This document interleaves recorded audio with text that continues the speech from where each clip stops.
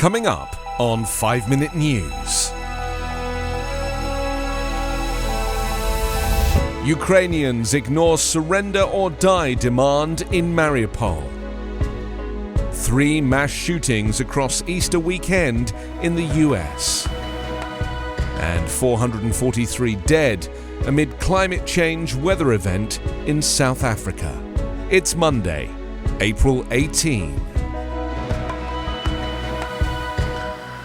I'm Anthony Davis.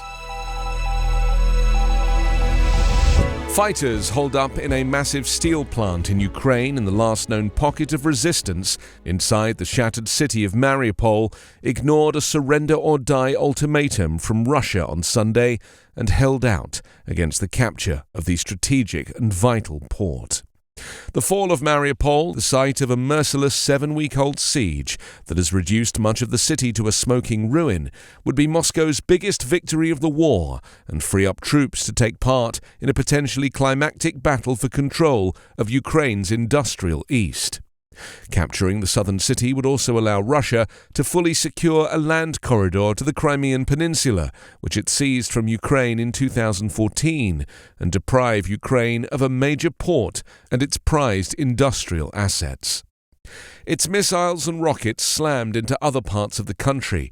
Russia estimated that 2,500 Ukrainian troops and about 400 foreign mercenaries were dug in at the sprawling Azovstal steel mill, which covers more than 4 square miles and is laced with tunnels. Moscow had given the defenders, including children, a midday deadline to surrender and keep their lives, but the Ukrainians rejected it, as they've done with previous ultimatums. Ukrainian President Volodymyr Zelensky sent Easter greetings via Twitter, saying the Lord's resurrection is a testimony to the victory of life over death, good over evil. If Mariupol falls, Russian forces there are expected to join an all-out offensive in the coming days for control of the Donbass, the eastern industrial region that the Kremlin is bent on capturing after failing in its bid to take Ukraine's capital, Kiev. Authorities in South Carolina are investigating a shooting in a nightclub that happened early Sunday that wounded at least 9 people. It was the second mass shooting in the state and the third in the nation during the Easter holiday weekend. The shootings in South Carolina and one in Pittsburgh, in which 2 minors were killed early Sunday, also left at least 31 people wounded. No one was reported killed in the violence at Cara's Lounge in Hampton County, roughly 80 miles west of Charleston. But in Pittsburgh, 2 male youths were killed and at least 8 people wounded when shots were fired during a party at a short-term rental property.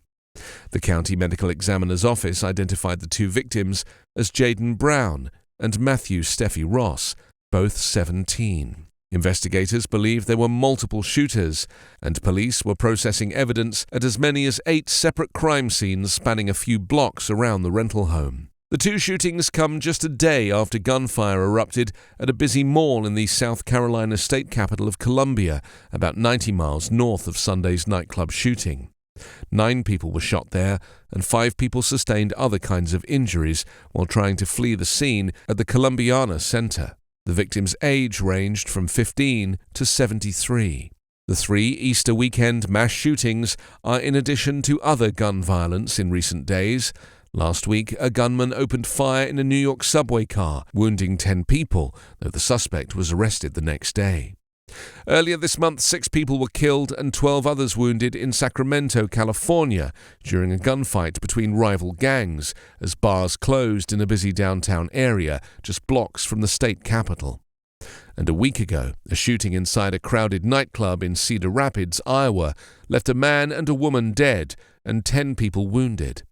And just last month, 10 people were shot at a spring break party in Dallas, and several others were injured as they tried to escape the gunfire. Despite weekly shootings, there is no appetite for gun control legislation in the United States Congress. Authorities in South Africa said on Sunday that at least 443 people have now died due to flooding and mudslides that followed heavy storms in the KwaZulu-Natal province. KwaZulu-Natal Premier Zahili Zikalala said at a news conference on Sunday that 63 residents are still unaccounted for, calling the disaster among the worst the province has ever seen. "We sympathise with all those who lost their relatives and friends in the floods that attacked KwaZulu-Natal," Zikalala said in a Facebook post over the weekend. "As a government, we will do everything we can to help our communities that have lost relatives and friends." South African President Cyril Ramaphosa has delayed an official visit to Saudi Arabia to focus on the natural disaster, noting that he plans to meet with cabinet members to assess the damage.